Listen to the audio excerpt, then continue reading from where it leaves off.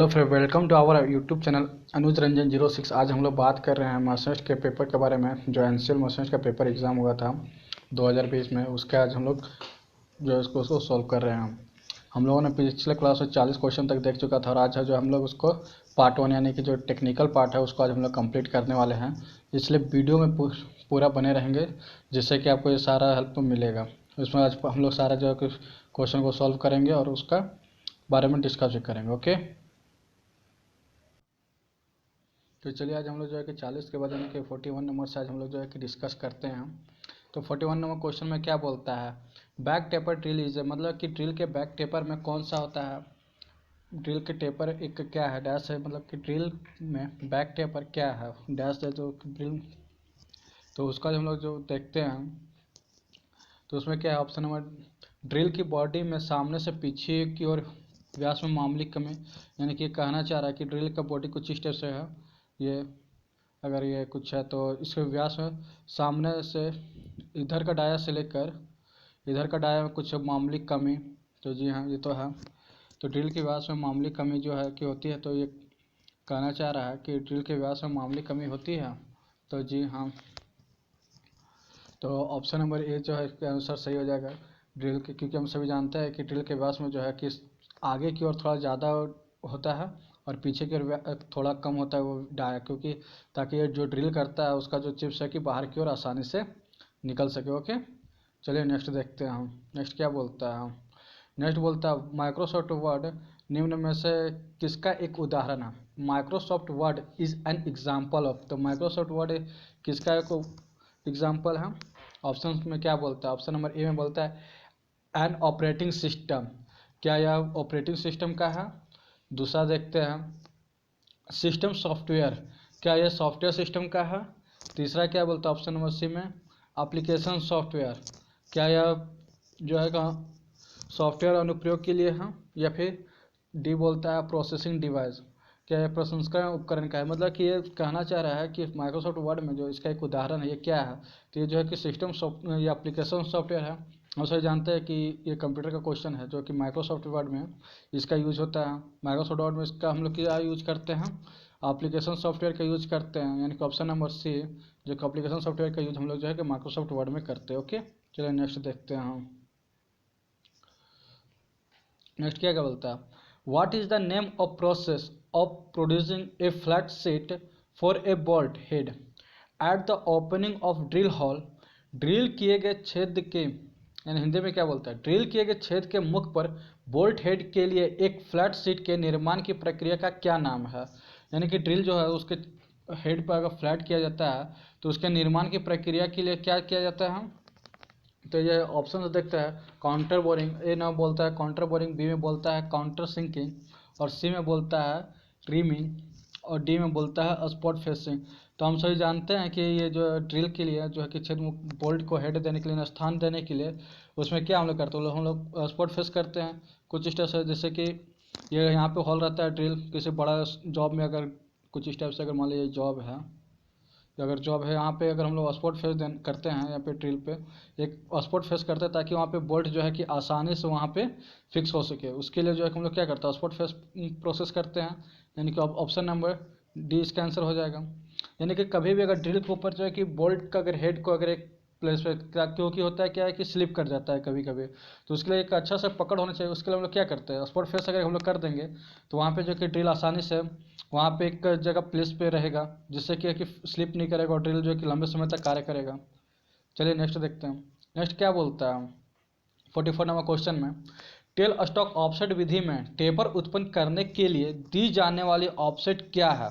यदि बड़ा व्यास 50 मिलीमीटर और छोटा व्यास 40 मिलीमीटर है तो टेपर की लंबाई 100 मिलीमीटर है और कुल लंबाई 200 मीटर। यहाँ टेपर होगा, ये पेपर नहीं है, टेपर होगा। टेपर की लंबाई जो है कि 100 मिलीमीटर है और इसके कुल लंबाई 200 मीटर। तो इसका हम सभी जानते हैं कि टेल स्टॉक ऑफसेट का एक फार्मूला होता है। क्या फार्मूला होता है, हम लोग देख लेते हैं। टेल स्टॉक ऑफसेट का जो है कि फार्मूला होता है एक capital D minus small D by 2L, small L होगा, ठीक है, sorry 2 small L into L. तो इससे क्या हो गया, कैपिटल डी में क्या है गया, बड़ा डी मतलब बड़ा डायमीटर 50 mm, यहाँ पे हम लोग कुछ नहीं 50 mm फाइंड कर देंगे। छोटा डी क्या बोलता है 40 mm, यहाँ 40 mm कर देंगे। और ये टेपर की लंबाई ये जो 2L है 2 × 100, 2 × 100 यहाँ पे हो जाएगा, और ये पे 200, कुल लंबाई बोल रहा है ना, टोटल लंबाई, टोटल लेंथ कितना है 200 है। कुछ इस टाइप से चलो देख लेते हैं, हाँ 200 है यहाँ पे, ठीक है। तो हम लोग क्या करेंगे, कुछ नहीं, ये 2 × 100 था तो 200 और 200 ये कट गया, ये 50 में से 40 गया यानी कि 10। तो ये डाया कितना हमारा होगा, जो कि टोटल ये हमारा क्या टेलीस्कोप ऑफसेट टेपर ओपन करने के लिए दी जाने वाला ऑफसेट क्या है, तो ऑफसेट कितना होगा, ऑफसेट हमारा 10 mm होगा, यानी कि ऑप्शन नंबर ए। इसका फॉर्मूला एक है, ये फार्मूला को ही याद रखेंगे अगर तो हम लोग का सारा काम हो जाएगा। इसका फार्मूला क्या है, capital D minus small D by 2L, ये ध्यान रखें 2 स्मॉल एल है, यानी कि टेपर की जो लंबाई है वो है ये small L into L total length, okay. और इसके अनुसार अगर फाइंड कर देंगे तो आसानी से बन जाएगा, कोई बड़ी बात नहीं है। ये क्वेश्चन बहुत ही काफ़ी सुंदर था, जो कि इसमें बहुत से स्टूडेंट है जो छोड़ देते हैं। चलिए नेक्स्ट देखते हैं, नेक्स्ट क्या बोलता है, इस्पात का उष्मा उपचार कोमलता, यांत्रिकरण, बढ़ी हो तन्यता, आंतरिक तनाव को दूर करने और दाने के आकार को परिष्कृत करने को क्या कहा जाता है। यानी कि ये फर्स्ट ऑफ ऑल कहना चाह रहा है कि यानी हार्डनेस सॉफ्टनेस ये सब अगर है तो इसमें क्या करना चाहिए, जो हीट ट्रीटमेंट अगर हम लोग करते हैं, किसी स्टील का हीट ट्रीटमेंट करते हैं उसमें सॉफ्टनेस होना चाहिए, कोमलता, कोमलता, यांत्रिकरण यानी कि इम्प्रूवमेंट, और अति मसलिनिटी का अगर हम लोग बढ़ाता चाहें और मसलिनिटी को इंक्रीज करेंगे तो क्या करना चाहिए, डक्टिलिटी हो, रिलेटिव इंटरनल स्ट्रेंथ हो, तो क्या करना चाहिए। इसमें जो है कि हम लोग क्या करते हैं, अगर किसी भी जॉब में कुछ इस टाइप से मान लीजिए अगर हमारा एक वर्क पीस है, जॉब है, इसमें अगर हम लोग जो है कि इसका डक्टिलिटी बढ़ाएंगे, कोमलता, यांत्रिकरण, अंदर में जो है सॉफ्टनेस लाए, यांत्रिकरण को तन्यता सकते इंक्रीज करें, तो क्या करना होता है। इसके लिए जो है कि हम लोग जो है कि एनिलिंग प्रोसेस करते हैं। एनिलिंग प्रोसेस अगर हम लोग करेंगे तो ये जो है कि सॉफ्ट होकर उसमें मशीनिंग करने में आसानी होगा, जिसके लिए हम लोग एनिलिंग प्रोसेस करते हैं, ओके। चलिए नेक्स्ट देखते हैं हम, ये सब के बारे में हम लोग जो है कि काफ़ी डिटेल्स में अगर हम लोग जो इसके चैप्टर बाय चैप्टर पढ़ेंगे तो उसका हम काफ़ी डिटेल्स में जो है कि इसका हम डिस्कस करेंगे। अगर आप लोगों को ये वीडियो पसंद आ रहा हो तो आप लोग प्लीज़ लाइक कर सकते हैं। अगर नए पे चैनल पे नए हैं तो इसे सब्सक्राइब करिए। ये क्वेश्चन टाइप करने में काफ़ी समय लगता है, काफ़ी मेहनत लगता है, और आप लोग देख ही रहे होंगे कि कितना मेहनत से क्वेश्चन टाइप होता है। यहाँ एक क्वेश्चन क्या बोलता है 46 नंबर में, एक रड के व्यास को मापने के लिए 100 से 125 मिलीमीटर रेंज के माइक्रोमीटर के बाहर एक मीट्रिक का उपयोग किया गया है। मीट्रिक का उपयोग किया गया है तो किया जाता है। बैरल ग्रेजुएशन 14.5 और 12 डेटम लाइन है, ठीक है। डेटम लाइन जो है, बैरल का डेटम लाइन, यहाँ पे बैरल होगा, बैरल का डेटम लाइन है, ठीक है। बैरल का डेटम लाइन के साथ थिम्बल ग्रेजुएशन 18 रॉड का व्यास ज्ञात किया, तो 18 मतलब कि ये कुल मिला के क्या करना चाहिए, एक रॉड के व्यास को मापने के लिए 100 से 125 मिलीमीटर रेंज के माइक्रोमीटर के बाहर एक मीट्रिक का उपयोग किया जाता है, ठीक है। बैरल ग्रेजुएशन 14.5 था और बैरल डेटम लाइन के साथ थिम्बल ग्रेजुएशन 18 था, तो रॉड का व्यास ज्ञात किया। तो हम लोग कैसे करते हैं, इसका एक ही फंडा है, हम मेन डिवीजन, सब डिवीजन और थिम्बल डिवीजन, ये तीनों को जोड़ दीजिए तो ये आ जाएगा। तो इसका मेन डिवीजन 100 से 25 यानी कि मिनिमम 100 mm होगा, ठीक है, ओके। 100 फिर इसमें क्या जोड़ेंगे हम लोग 14.5, फिर इसके बाद हम लोग क्या कर देंगे, ये 14.5 को ऐड कर देंगे, और फिर ये थिम्बल डिवीजन यानी 18, यहाँ पे 18 कितना आएगा, अगर सबको जोड़ेंगे तो यहाँ पे 8, 5, 1, 6.41 सॉरी 0, 1, तो यानी कि यहाँ पे 114.68, यानी कि जो इसका आंसर जो क्या हो जाएगा 114, यानी कि तीनों का अगर 100 mm को जोड़ेंगे, फिर ये 14.5 और ये 18, यहाँ पे जो 18 है इसको अगर हम लोग ऐड करेंगे तो कितना होगा ये पर, तो ये हो जाएगा आपका 114.68, क्या ऑप्शन नंबर सी में दिया है, ओके। ऑप्शन नंबर सी में जो है 114.68 दिया है, ठीक है, ऑप्शन नंबर सी। चलिए नेक्स्ट देखते हैं, इसमें करना कुछ नहीं, इसका होता है मेन डिवीजन, सब डिवीजन और थिम्बल डिवीजन, तीनों को अगर ऐड कर दीजिएगा तो यह ऑटोमेटिक आंसर निकल जाएगा, ठीक है। काफ़ी सुंदर क्वेश्चन था। चलिए नेक्स्ट देखते हैं 46 नंबर में क्या बोलता है, सॉरी 47 होगा, टैप में मिसप्रिंट हुआ है। What of the following is an example of indirect angle measuring tool? यानी ये कहना चाह रहा है कि इनडायरेक्ट अप्रत्यक्ष कोण मापने का उपकरण कौन सा है, इनडायरेक्ट मेजरिंग टूल कौन सा होता है। तो इनडायरेक्ट मेजरिंग टूल ऑप्शन से देख लेते हैं, bevel protractor, bevel gauge, combination set और मार्किंग टेबल। मार्किंग टेबल तो कभी हो ही नहीं सकता है, इसमें क्या हम लोग नापते हैं, इसमें तो जो है कि हम लोग जो है कि इसमें हम लोग वर्क करते हैं, मार्किंग करते हैं इसके ऊपर रख के, ठीक है। तो इस तो कभी हो नहीं सकता, नहीं हो सकता है ना। तो कौन सा होगा, तो बिवेल प्रोटेक्टर में क्या करते हैं, बिवेल प्रोटेक्टर से नापते हैं, तो जी नहीं। बिवेल गेज से, तो बिवेल प्रोटेक्टर से जो डायरेक्ट मेजरिंग में ये यूज होता है, डायरेक्ट अगर मेजरिंग करना है तो ये डायरेक्ट अगर मेजरिंग करना है तो इसके लिए तो बिवेल प्रोटेक्टर हो जाएगा, ठीक है। और ये जो है कि बिवेल गेज का प्रयोग हम लोग कब करते हैं, बिवेल गेज के प्रयोग द्वारा हम लोग जो है कि इनडायरेक्ट, अगर इसमें इनडायरेक्ट और डायरेक्ट क्या होता है, इनडायरेक्ट मेजरिंग टूल में आपका एक जैनी कैलिपर, डिवाइडर, ये सब क्या है कि इनडायरेक्ट मेजरिंग टूल है, जिसमें जो हम लोग किसी दूसरे पार्ट्स का सहयोग, यानी कि जिसमें इंस्ट्रूमेंट जिसमें मार्किंग किया होगा, मतलब साइज ग्रेजुएशन किया है, तो उसके सपोर्ट से अगर हम लोग जो नापते हैं हेल्प के द्वारा, उसे हम लोग जो है कि जो कि इनडायरेक्ट मेजरिंग टूल के अंदर गया तो उसको रखते हैं। जैसे कि अप्रत्यक्ष कोण मापना है, ये अप्रत्यक्ष कोण एंगल में है ना, एंगल को मापना अगर होता है, अप्रत्यक्ष इनडायरेक्ट करना है तो किसके लिए उसमें हम लोग बिवेल गेज का प्रयोग करते हैं। Okay, option number B. चलिए इसमें जो कि डायरेक्ट इनडायरेक्ट मेजरिंग टूल के बारे में भी हम लोग डिस्कस करेंगे आगे चल के, ठीक है। जो हमारा 1000 क्वेश्चन का पेपर का एक सेट आने वाला है, उसमें हम लोग जो है कि पर डे इसके बारे में हम लोग डिटेल्स में बात करेंगे, ठीक है। नेक्स्ट क्या बोलता है 48 नंबर क्वेश्चन में, tool chatter is called by which of the following, मतलब टूल चैटर निम्न में से किसके कारण होता है। तो टूल चैटर कब करता है, ऑप्शन से देख लेते हैं, छोटी क्लियरेंस एंगल यानी कि स्मॉल क्लियरेंस एंगल की वजह से करेगा क्या, तो ये तो करता नहीं है इसको। उच्च रैक कौन यानी higher angle, higher rake angle होगा तो नहीं।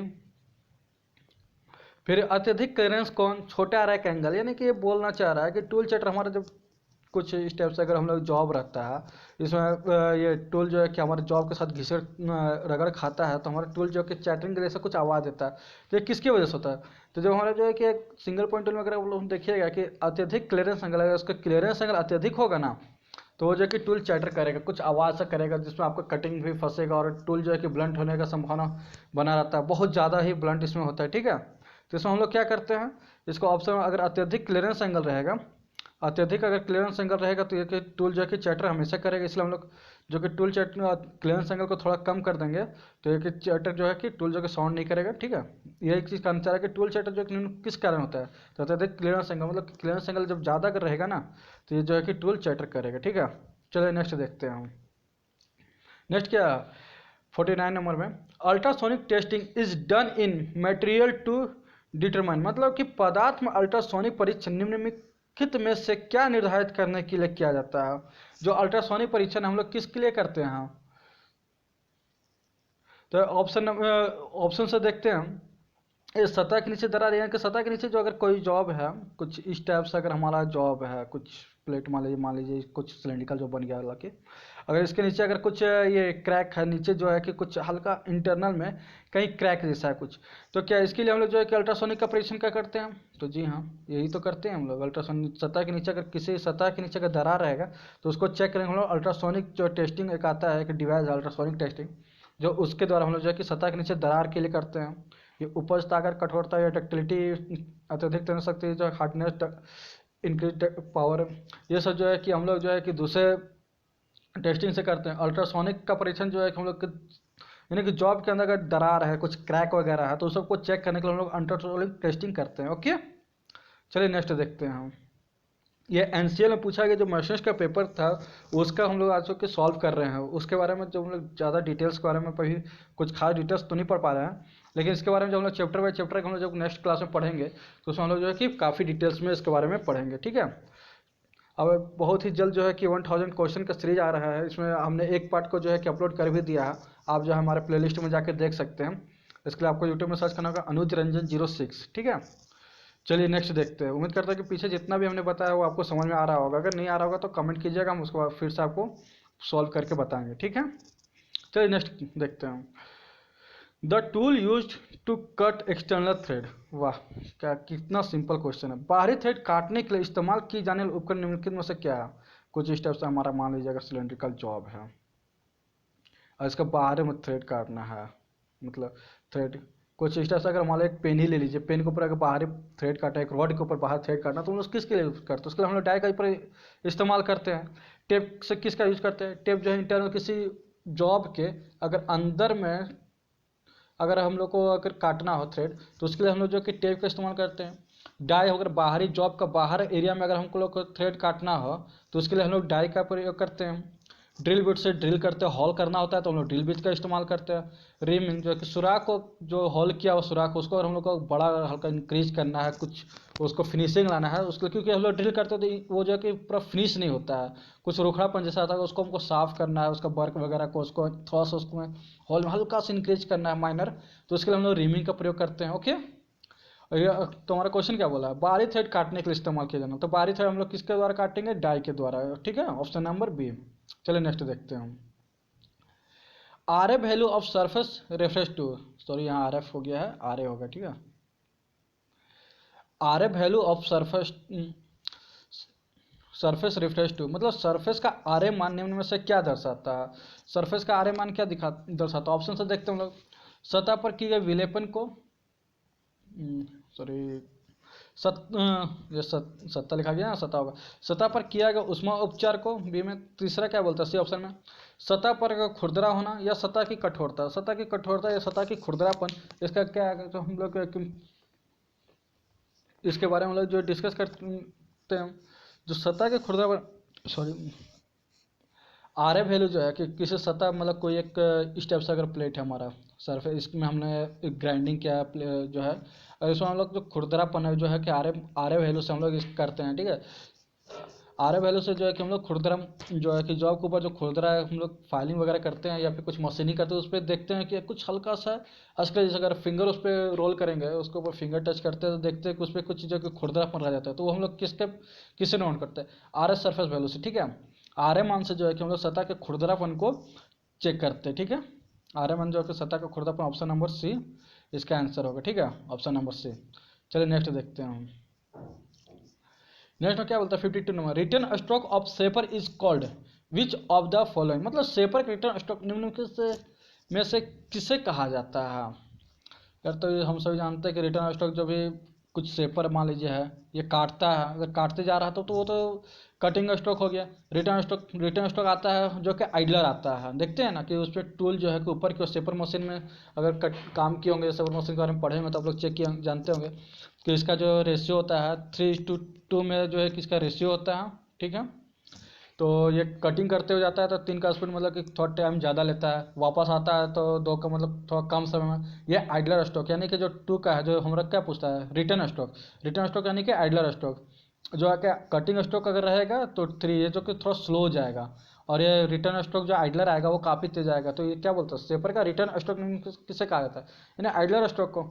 आइडलर स्टॉक जो है कि सेपर का कटिंग को है, रिटर्न स्टॉक में जो है कि आइडलर स्टॉक को होता है। ओके, ठीक है। चलो ऑप्शन नंबर सी इसका, ये सॉरी बी नंबर इसका आंसर होगा, ठीक है, बी नंबर ये वाला आइडलर स्टॉक। चलिए नेक्स्ट देखते हैं हम। नेक्स्ट क्या बोलता है, what will be drill size for rhyming A 10 millimetre hall if under size is 0.2 mm and over size is 0.05 mm। वाह, क्वेश्चन काफ़ी सुंदर है। तो ये क्या बोलना चाह रहा है कि ड्रिल का एक रिमर है जो रिमिंग करना है, तो उसमें जो कि ड्रिल का रिमिंग का साइज 10 mm है, और जो हॉल और अंडर साइज जो 0.2 mm है, 0.2 mm and over size 0.05 mm, ठीक है।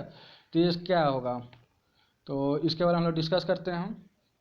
तो ये क्या बोलता है, इसका एक फॉर्मूला होता है, मेन साइज कुछ इस पर लिखते हैं, main size minus under size plus over size, ठीक है। इसको थोड़ा छोटा करते हैं, सॉरी। चलिए इस टाइप से मेन साइज, इसका एक फॉर्मूला है, माइनस जो रिमिंग अगर निकालना है तो उसके लिए जो रिमिंग अलाउंस, उसके लिए हम लोग जो है कि फॉर्मूला निकालते हैं, main size minus under size, bracket के अंडर लिख देंगे under size plus over size, ठीक है, ओवर साइज। पिछले में भी हम लोग देखे थे जब टेपर टर्निंग निकाला था तो एक फार्मूला से हम लोग निकाले थे, और ये भी एक फार्मूला है, इसमें कोई बड़ी बात नहीं है। तो मेन साइज क्या है, मेन साइज यानी कि 10 mm, ठीक है। यहाँ पे अब सारा डिनोट कर रिमिंग का 10 mm जो है कि मेन साइज हॉल हो गया। अब अंडर साइज कितना बोलता है, ये क्लियर ही दिया हुआ अंडर साइज यानी कि ब्रैकेट इनका 0.2, ठीक है, 0.2 दिया है, 0.2 दिया है ना। इसको थोड़ा सा साइज बड़ा कर लेते हैं, ओके। चलिए यहाँ पे 0.2 जो है कि ये under size plus over size कितना दिया है 0.05, ओके। ओवर साइज दिया है तो क्या करना है, ये 10 हमारा ऑलरेडी हो ही गया, माइनस कर देना है 0.2, और ये 0.2 0.2 प्लस 0.05 तो कितना आ जाएगा, इधर आ जाएगा, कैलकुलेशन करेंगे तो ये 0.25, ठीक है। अब इसमें 10 में से 0.25 को अगर माइनस कर देंगे तो कितना आ जाएगा 9.75, ओके। ये हमारा आंसर हो जाएगा 9.75, कुछ इस टाइप से 9.75, ठीक है। तो कौन सा ऑप्शन, ऑप्शन नंबर ए में ही दिया गया है। इसका बस फॉर्मूला यही है, main size minus under size plus over size, ठीक है।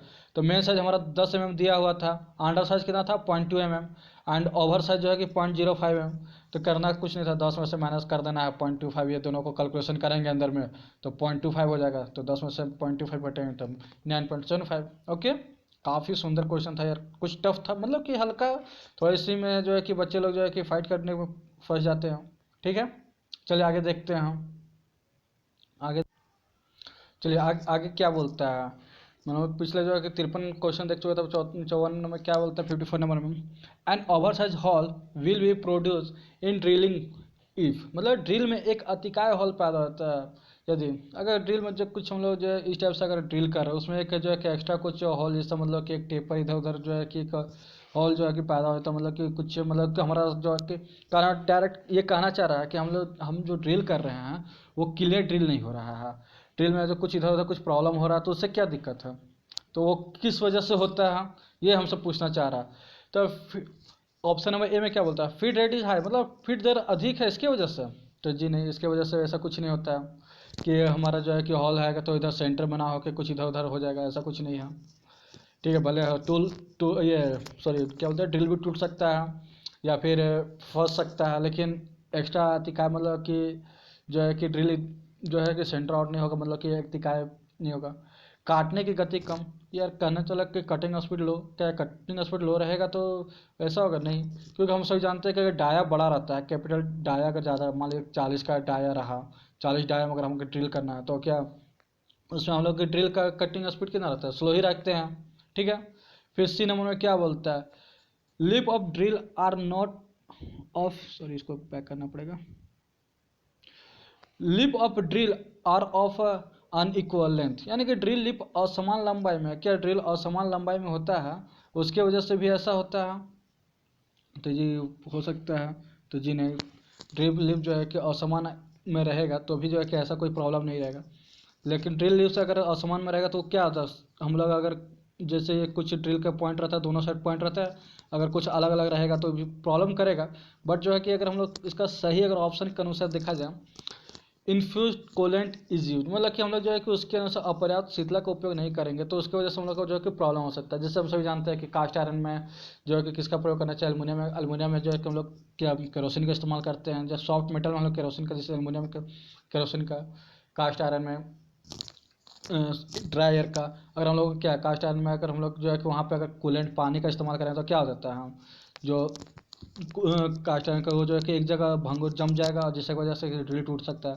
तो इसका जो है कि अगर ऑफिशियली इसका जो ऑप्शन के हिसाब से अगर देखा जाए, फीट रेट के फीट दर अधिक, फिर काटने की गति कम, ड्रिल लिप्स असमान लंबाई, तो इसका जो है कि ऑप्शन जो है ऑप्शन नंबर डी के अनुसार जो है कि इसका आंसर होगा, ठीक है।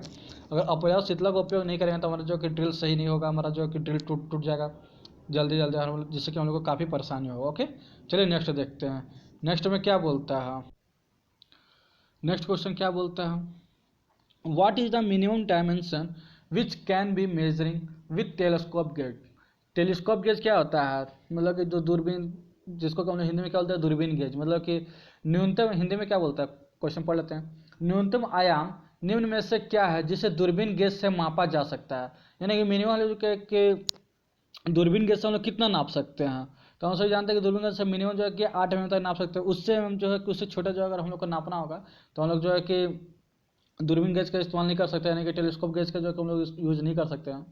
जैसा हर इंस्ट्रूमेंट का एक मिनिमम मेजरिंग होता है, जैसे कि दूरबीन गेज से ये सॉरी क्या बोलते हैं टेलीस्कोप गेज, हाँ इंग्लिश टेलीस्कोप गेज से जो है कि मिनिमम हम लोग 8 mm तक नाप सकते हैं। ठीक है। और ये अस्ट्रो से क्या है 0.5 तक हम लोग नाप सकते हैं। सब जो कि टूल वर्नियर से कुछ अलग है, माइक्रोमीटर से अलग। जो लिस्ट काउंट का 0.01 जो माइक्रोमीटर का, उससे हम लोग मिनिमम वहाँ तक हम लोग ग्रेजुएशन ले सकते हैं। वर्नियर का 0.02, यानी कि जो ये कहना चाह रहा मिनिमम जो है कि हम लोग कितना नापेंगे वो। तो ठीक है, तो इसका ऑप्शन क्या होगा? ऑप्शन नंबर सी जो है कि यानी कि टेलीस्कोप गेज से जो है हम लोग मिनिमम 8 mm तक नाप सकते हैं। ठीक है। इनसाइड माइक्रोमीटर से हम लोग कुछ अलग नापते हैं, आउटसाइड माइक्रोमीटर से कुछ अलग। हम लोग डिटेल्स में इसके बारे में जो है कि नेक्स्ट वीडियो हम लोग बात करेंगे। ये 1000 क्वेश्चन जो मोस्ट इंपॉर्टेंट सीरीज चल रहा है उसमें हम लोग इसके बारे में बात करेंगे। और आप लोग जो है कि अगर उसको नहीं देख रहे हैं तो प्ले स्टोर में जो है कि अपलोड किया हुआ, आप वहाँ से जाके वीडियो देख सकते हैं। ठीक है। नेक्स्ट क्या बोलता है? ब्रोचिंग प्रक्रिया में कौन सा कथन सत्य नहीं है? सबसे इंपॉर्टेंट बात, यानी कि ये कुल मिलाकर देखा जाए तो ये मशीनिस्ट के सारे चैप्टर को इन्होंने कवर किया। अभी तक हम लोग जितना भी पढ़ा सब में ऑलमोस्ट हर चैप्टर में एक एक क्वेश्चन जो है कि इन्होंने टच किया है। तो यहाँ पे क्या इंग्लिश में देखते हैं, which is not correct about broaching process, यानी कि ब्रोचिंग में कौन सा कथन सत्य नहीं है। तो कौन सा कथन सत्य नहीं है?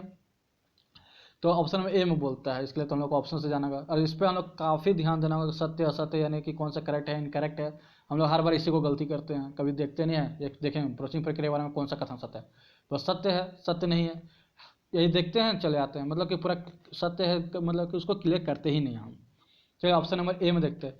इनमें एक नातेदार उपकरण का प्रयोग किया जाता है, यानी कि इसको अगर इंग्लिश में बोलेंगे यूज ऑफ टूथ टूल, मतलब कि इसमें जो है कि कुछ इस टाइप से टूल होता है। रुकिए हम कोशिश करते हैं बनाने का, जो कि यहाँ पे ऊपर में जो है कि टूल इस टाइप से रहता है। कुछ हेक्सा फाइल होता है, कुछ इस टाइप हेक्सा ब्लेड, उस टाइप से जो है कि इसमें टूल टूल लगा होता है। जो इसका टूल होता है वो HSS का बना होता है। ठीक है। तो बी ने ऑप्शन में बोलता है रेखीय और चक्र दो मुख्य प्रकार के ब्रोचिंग होते हैं। तो जी हाँ, लीनियर और रोटरी टू टाइप्स जो है कि ब्रोचिंग होता है। ब्रोचिंग जो टू टाइप्स का होता है, लीनियर एंड रोटरी। ठीक है। फिर तीसरा है परित उपकरण को ब्रोच कहता है। हाँ, तीनों इसके ऊपर जो हम लोग जो एक नातेदार उपकरण हुआ, या फिर दो रेखीय और कोणीय जो है कि इसका हम लोग जो है कि प्रयोग करते हैं। तो ये कहना चाह रहा है कि क्या प्रयुक्त उपकरण को हम लोग ब्रोच कहते हैं? तो जी हाँ, ब्रोच कहते हैं, यानी कि ये तीनों तो सही है। अब रह गया इसमें सत्य नहीं बोल रहा है, यानी कि उपरोक्त में से कोई नहीं। ये जो इसके अनुसार अकॉर्डिंग टू ऑप्शन, अगर ये बोल देता उपरोक्त में से सभी, अगर सभी बोल देता उपरोक्त में से सभी, तो अभी ऑप्शन नंबर डी होता है।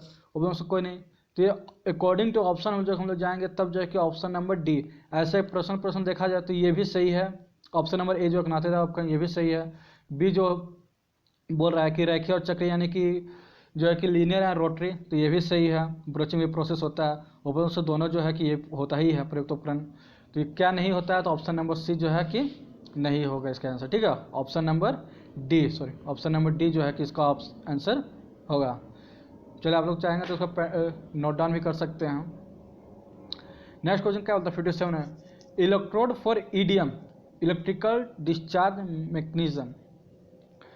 ईडीएम के लिए इलेक्ट्रोड विद्युत निर्वहन मशीन, यानी कि ये मशीनिस्ट का एग्जाम है और इलेक्ट्रीशियन का भी क्वेश्चन घुसा दिया। वाह, कोई बात नहीं, इलेक्ट्रीशियन का भी घुसाया। इसमें हम लोगों ने पिछले देखा होगा वीडियो में पीछे ये क्वेश्चन में कि कंप्यूटर का भी ऐड किया था। कोई बात नहीं, जितना भी क्वेश्चन देगा हमारा क्या है, हमारा काम है सॉल्व करना। चलिए, ईडीएम के लिए इलेक्ट्रोड विद्युत निर्वहन मशीन क्या है? तो अब क्या आयरन है, आयरन लोहा है, ग्रेफाइट इस्पात यानी कि स्टील, और चांदी। कौन सा जो है कि ईडीएम विद्युत निर्वहन मशीन जो है, ये जो क्या है सबसे सॉफ्ट जो है कि ग्रेफाइट जो है ईडीएम, यानी कि इलेक्ट्रिकल डिस्चार्ज मैकेनिज्म जो है machining, sorry electric discharge machining, ये जो है कि ग्रेफाइट है। ओके, यानी option number B, option number B जो है कि ईडीएम जो है इलेक्ट्रिकल डिस्चार्ज मशीनिंग जो है कि ग्रेफाइट में होता है। ठीक है, ऑप्शन नंबर बी। चलिए नेक्स्ट देखते हैं हम। नेक्स्ट क्या बोलता है? नेक्स्ट क्या बोलता है, which of the following is abrasive mechanism process, मतलब निम्न में से कौन सा घर्षक मशीनिंग प्रक्रिया है? कौन सा घर्षक जो है कि मशीनिंग प्रक्रिया है, कौन सा, तो ये जो है कि लैपिंग है, सॉरी यहाँ पे लैपिंग जो है कि मशीनिंग प्रक्रिया है, जी हाँ ये तो है। हॉर्निंग, ग्राइंडिंग, यानी ऑल ऑफ दिस, ये जो तीनों जो है कि तीनों जो है कि मशीनिंग द्वारा करते हैं। कोई ऐसा तो थोड़ी है कि फाइलिंग वगैरह है तो मैनुअली करेंगे, ऐसा तो है नहीं, सारा को मशीनिंग करना होता है। हम लोग फर्स्ट में क्या करते हैं, मशीनिंग करेंगे। किसी भी जॉब को क्लियर करने के लिए, क्लियरेंस उसका साइज में लाने के लिए, एक्यूरेसी लाने के लिए क्या करते हैं, सबसे पहले मशीनिंग करेंगे। मशीन उसमें अगर और हाई क्वालिटी मांगा है तो फिर ग्राइंडिंग कर देंगे, ठीक है, ऑप्शन नंबर सी ग्राइंडिंग कर देंगे। फिर उसके बाद क्या करेंगे, होनिंग करते हैं, फिर लेपिंग करते हैं, ठीक है। ये सारा जो है कि प्रोसेस करते हैं। तो यानी कि कौन सा घर्षक जो है कि मशीनिंग प्रक्रिया है, तो ये तीनों जो है कि ऑल ऑफ दिस जो है क्या उसका एब्रेसिव हो जाएगा, ठीक है। ये तीनों ग्राइंडिंग, होनिंग एंड लैपिंग जो कि एक अपघर्षक प्रक्रिया है, इसको हम लोग जो है कि ध्यान देंगे। क्या है, ग्राइंडिंग, होनिंग एंड लैपिंग जो है ये तीन हमारा जो है अपघर्षक यानी कि एब्रेसिव प्रोसेस है, ठीक है। Machining abrasive processing machining process है, ठीक है। यानी कि ऑप्शन नंबर डी इसका आंसर हो जाएगा, ठीक है। चलिए नेक्स्ट देखते हैं हम। विच ऑफ 59 में क्या बोलता है, which of the following is used as abrasive, यानी कि निम्नलिखित में से किसका उपयोग अपघर्षक के रूप में किया जाता है। या हम लोग से क्या पूछा था कि मशीनिंग एब्रेसिव कौन सा है। अब हम लोग से क्या पूछता है कि जो है कि अपघर्षक यानी कि कौन सा एब्रेसिव, निम्नलिखित में से किसका उपयोग अपघर्षक के रूप में कहते हैं, कि एब्रेसिव के रूप में किसका उपयोग करता है। तो देखते हैं, एल्युमिनियम ऑक्साइड का तो करते ही हैं 59 नंबर, ठीक है। 59 में क्वेश्चन हम लोग देख रहे हैं। फिर देखते हैं रेत यानी कि सैंड, तो जी हाँ जो हम लोग एमरी पेपर का यूज करते हैं वो हम लोग जो है कि अपघर्षक यानी कि ग्राइंडिंग का, कुल मिला कहना चाहिए कि ग्राइंडिंग का प्रोसेस में हम लोग को अगर किसी सतह को चिकना बनाना है तो हम लोग को किसका उपयोग करेंगे, एल्युमिनियम ऑक्साइड से जो है कि हम लोग ग्राइंडिंग करते हैं, सैंड एंड स्टोन से करते हैं, सैंड से, रेत से। फिर क्लोविक बोरोन नाइट्राइड, जी इसका भी प्रयोग करते हैं, यानी कि ऑल ऑफ दिस जो है कि तीनों ऑप्शन इसमें हो जाएगा, ठीक है। उपरोक्त सभी, इसका आंसर क्या होगा, उपरोक्त सभी, ऑप्शन नंबर डी, ठीक है। ये तीनों जो है कि करते हैं। चलिए नेक्स्ट देखते हैं हम, यानी कि ग्राइंडिंग से ऑलमोस्ट इन्होंने सारे चैप्टर को कवर किया है, ठीक है। चलिए अब नेक्स्ट देखते हैं, ट्राई स्क्वायर का ब्लेड किस धातु का बनाते हैं, ये ब्लड नहीं ब्लेड होगा ट्राई स्क्वायर का ब्लेड जो है कि किस धातु का, किस मेटल का बना होता है ट्राई स्क्वायर का ब्लेड। तो हम सभी जानते हैं कि ट्राई स्क्वायर का ब्लेड जो है कि किस धातु का बनाता है। तो हम सही जानते हैं कि ट्राई स्क्वायर का ब्लेड जो हाई कार्बन स्टील, यानी कि option number A, high carbon steel का सही जो है कि ट्राई स्क्वायर बना होता है HCS का। फिर HSS का कटिंग टूल होता है, टंगस्टन कार्बाइड का होता है, क्रोमियम का होता है। ये जो कि अलग अलग डिवाइस, सॉरी कटिंग टूल्स में जो है कि ये अलग अलग मेजरिंग टूल या कुछ भी अलग अलग जो है कि अलग अलग सब में अलग अलग मेटेरियल के हिसाब से बनाया था। यहाँ ट्राई स्क्वायर का ब्लेड पूछा है, तो कुछ स्टेप्स होता है ना हम लोग का ट्राई स्क्वायर, जो हम लोग कॉर्नर नापने के लिए 90 डिग्री का एंगल नापने के लिए हम लोग जो है कि ट्राई स्क्वायर इसमें करते हैं। तो इसमें हम लोग क्या करते हैं, ट्राई स्क्वायर एक रहता है ट्राई स्क्वायर, एक रहता है एल स्क्वायर। इसमें क्या है, एल स्क्वायर में ये ब्लेड और उसका जो स्टॉक है दोनों इक्वल रहता है, ठीक है। और वही ट्राई स्क्वायर में क्या होता है, ट्राई स्क्वायर में ब्लेड जो है कि पतला होगा और स्टॉक जो है कि मोटा होगा, उससे दुगना मोटा होता है, ठीक है। ये जो है कि इसमें काफ़ी बार जो है कि इसमें प्रॉब्लम होता है कि ट्राई स्क्वायर का ब्लेड कैसा होता है, एल स्क्वायर का ब्लेड कैसा होता है। ट्राई स्क्वायर हम लोग वर्कशॉप में यूज करते हैं, और एल स्क्वायर जो है हम लोग जो है कि ये सीट मेटल वर्क का करते होता है तो उसमें हम लोग एल स्क्वायर का हम लोग प्रयोग करते हैं, ओके। तो नेक्स्ट देखते हैं, चलिए ऑलमोस्ट यही था। हमने इसमें जो है कि टोटल 60 क्वेश्चन जितने भी एनसीएल का जो पूछा था मॉसिस्ट का पेपर, उसमें हम लोग सारे हम लोगों ने इसमें जो है कि सॉल्व किया है। आप देख सकते हो यार, टाइपिंग करने में काफ़ी मेहनत लगता है। हमें उम्मीद है कि आपको पसंद आया होगा। अगर पसंद आया है तो लाइक करें, अपने दोस्तों के साथ शेयर करें, और चैनल पर अगर नए हैं तो सब्सक्राइब करें, ओके। थैंक्स।